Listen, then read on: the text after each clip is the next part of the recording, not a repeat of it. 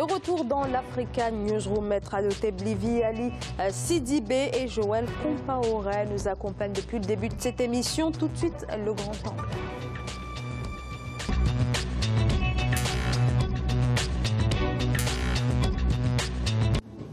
Ethiopian Airlines veut accélérer son expansion, nouvelle desserte, mais aussi un élargissement de sa flotte. Flotte que la compagnie aérienne éthiopienne veut porter à 120 appareils afin de se poser définitivement en leader sur le continent africain d'ici à 2025. Les explications de Mariama Dramé. Ethiopian Airlines déploie ses ailes. La plus grande compagnie aérienne d'Afrique subsaharienne se donne les moyens de ses ambitions. Avec l'annonce de l'acquisition prochaine de 13 Boeing 787 et 6 Airbus A350, objectif affiché, devenir la plus grande compagnie aérienne d'Afrique d'ici 2025. La croissance a été extrêmement attractive, une croissance remarquable dans cette industrie. Les compagnies aériennes se développent de 5 à 6% et atteignent un maximum de 10% n'importe où dans le monde. Mais nous nous développons à plus de 20%. Donc c'est impressionnant par rapport à la moyenne de l'industrie. Sa croissance récente a été si rapide que l'entreprise a révisé sa stratégie ambitieuse de 15 ans en 2010. Durant l'exercice 2016-2017, Ethiopian Airlines a généré 2,7 milliards de dollars, soit une hausse de plus de 11% par rapport à l'année précédente.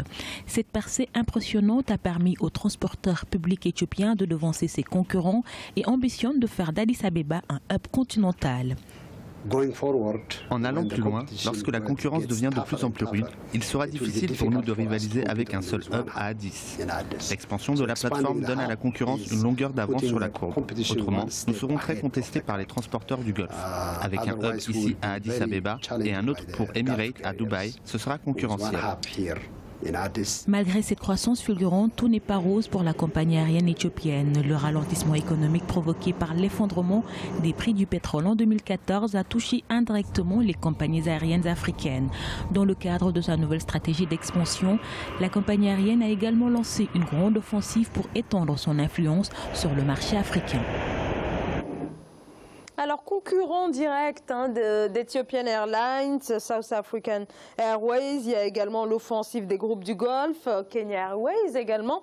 Est-ce que Ethiopian Airlines se donne véritablement les moyens de faire face à cette concurrence, Joël Compaoré?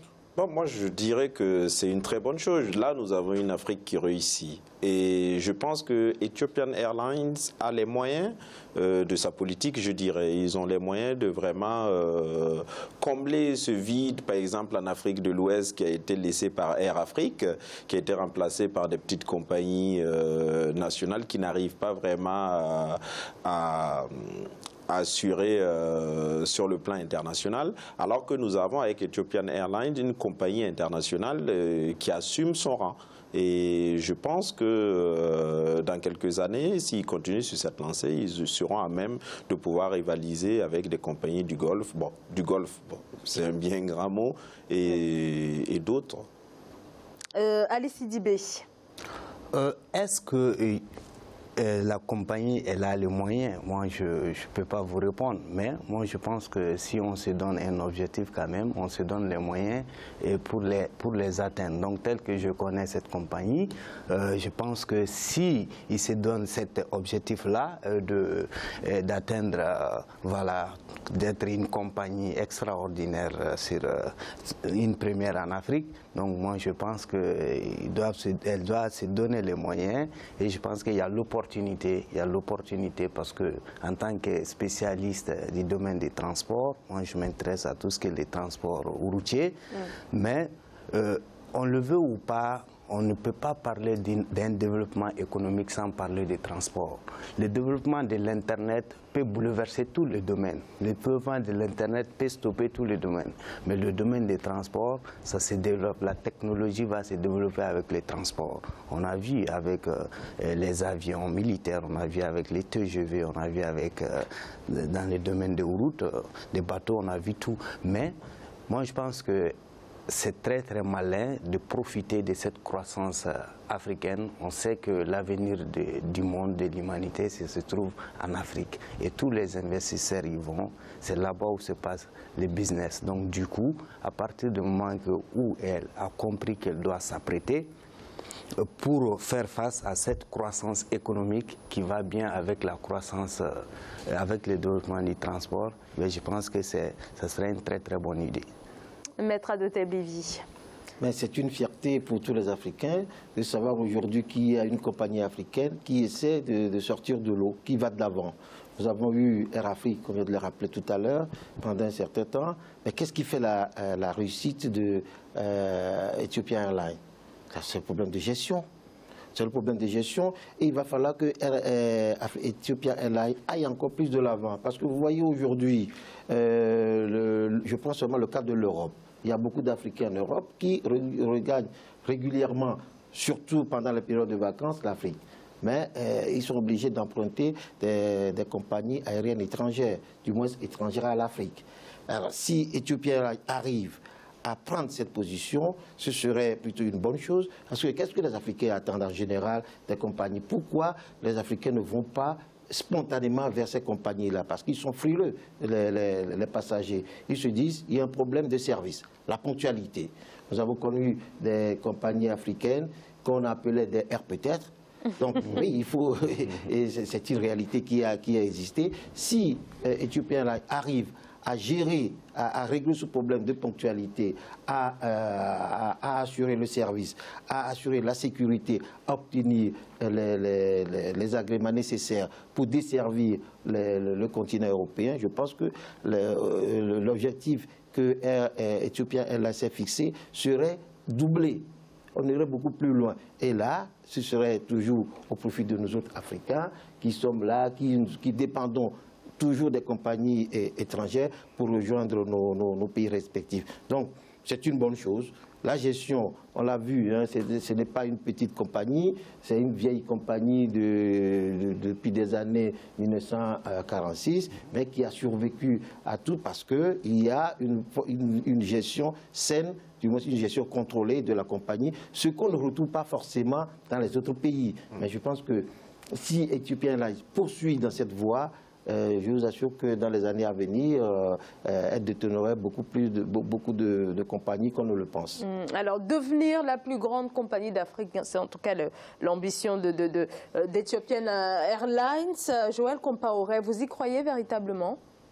Mais bien sûr, pourquoi pas? Moi, je dirais c'est largement possible. Même si Ethiopian Airlines vient de l'Afrique de l'Est, il y a une place à prendre en Afrique de l'Ouest, ça c'est certain. Parce que nous n'avons pas de compagnie de cette envergure. Centrale, Afrique de l'Est, Afrique centrale. Oui, Afrique centrale, oui. Oui. Donc, je dirais tout simplement que c'est jouable, c'est possible, et au regard de la croissance que la compagnie a, je pense que c'est carrément jouable.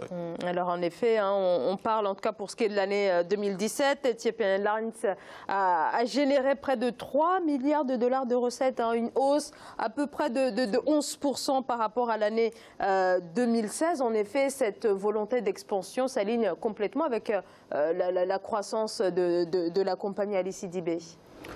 Oui, cette volonté s'accompagne avec la croissance de la compagnie, mais il faut souligner la croissance africaine, en gros, parce qu'on a beau vouloir aller de l'avant, s'il n'y a pas d'infrastructure nécessaire pour accueillir nos aéroports, vous le savez très bien, certains ne répondent pas aux règles internationales, donc il faut que les pays africains aussi, même si la compagnie a acheté autant de flottes qu'elle veut, mais à partir du moment où on n'a pas des aéroports nécessaires pour les accueillir.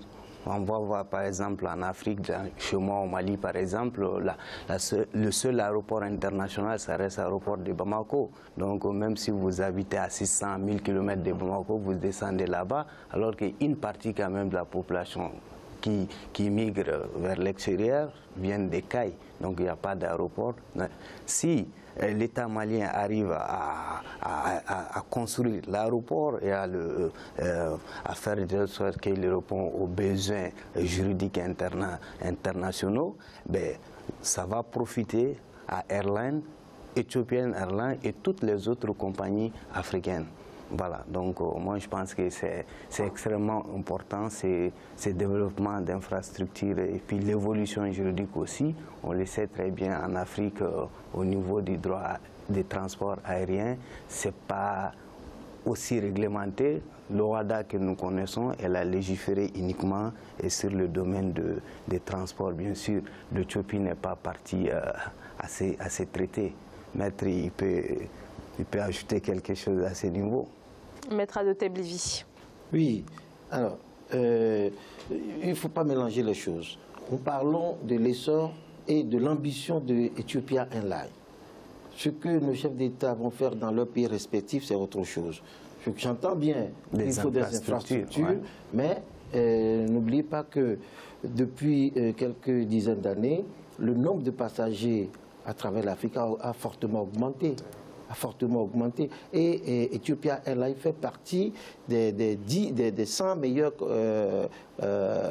compagnies classées, et la première en Afrique par les autres compagnies africaines classées premières. Donc c'est une compagnie qui a de l'ambition, qui veut promouvoir quelque chose. Donc, moi, j'y crois, hein, comme le disait M. Compaoré tout à l'heure, moi aussi j'y crois. Le problème en Afrique en général, c'est la bonne gestion, c'est la bonne gouvernance. Et je vous disais tout à l'heure que Ethiopian, la date de 1946, si elle n'a pas périclité, si elle n'a pas échoué, elle n'est pas tombée, c'est parce qu'il y a eu une rigueur, une surveillance stricte qui lui a permis d'avancer. Chaque fois qu'une compagnie africaine essaie de se développer, elle tombe. Tout simplement parce qu'il y a des interférences politiques, des interférences familiales qui font qu'il n'y a pas de bonne gestion. Mais là, avec Ethiopian Airlines, il y a cette gestion-là, il y a cette sécurité qui permet que Ethiopian Airlines, avec l'ambition qu'elle se donne aujourd'hui, peut aller de l'avant.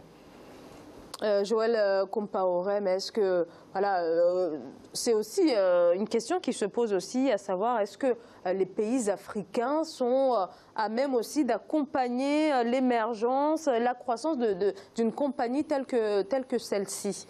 Bon, moi, je dirais que nous sommes dans le privé et nous ne sommes pas dans le public. Pour ce qui est des pays africains, moi, je remarquerai que, par exemple, au Sénégal, au niveau des infrastructures aéroportuaires, on a un nouvel aéroport. Je sais qu'au Burkina aussi, il y en a un qui a un projet qui est assez avancé. Et un peu partout, les gens se mettent aux normes. Oui. Maintenant, demander à l'État d'accompagner une compagnie privée, bon... Je ne m'avancerai pas trop, mais je dirais que le climat, je vais dire, des affaires et la croissance, comme le disait Maître, des voyageurs en Afrique, sont des facteurs favorables à ce que Ethiopian Airlines puisse pouvoir progresser. Les chiffres sont là et les chiffres parlent. Avec près de 11%, comme vous l'avez dit, de croissance, je pense qu'ils sont à même de pouvoir élever ce défi. Et l'Afrique attend de voir ce leader émerger, et pour qu'on puisse encore reprendre confiance, et puis pourquoi pas. Alors on parle de 9 millions de voyageurs pour Ethiopian Airlines, une augmentation de 18% cette année, enfin, en tout cas au terme de l'année 2017. Donc visiblement, voilà, ça fonctionne plutôt bien pour Ethiopian Airlines actuellement. Moi, la volonté quand même, elle est là, elle est très visible. Voilà, avec ces chiffres-là, je pense que la volonté, elle est là. Et puis l'accompagnement étatique qu'on a souligné, moi, je pense qu'il est nécessaire. Un aéroport ne suffit pas, il faut aussi l'accès à l'aéroport. On sait très bien que le public regarde son intérêt. Hein. Donc c'est ça que l'intervention de l'État, les États respectifs, est intéressante. À partir du moment où on sait que je descends à tel aéroport, tout de suite j'ai un train ou un car pour aller chez moi, dormir dans ma famille, je pense que ça serait intéressant, ça serait un appui. Il ne s'agit pas d'un État, par exemple, de prendre l'argent de contribuable donné à la compagnie, mais de faciliter son travail, d'accompagner cette volonté-là avec la construction d'infrastructures nécessaires. Et puis, avec la sécurité, elle est extrêmement importante en termes de transport. Donc nous sommes aujourd'hui dans un monde en plein tourbillon, vous le savez si bien que moi. Donc du coup, l'avantage d'intervention des États respectifs africains, ça serait plutôt ça, les infrastructures et la sécurité. C'est-à-dire revoir ou plutôt la réglementation du point de vue juridique. On marque une courte pause, restez avec nous pour la troisième et dernière partie de l'Africa Newsroom.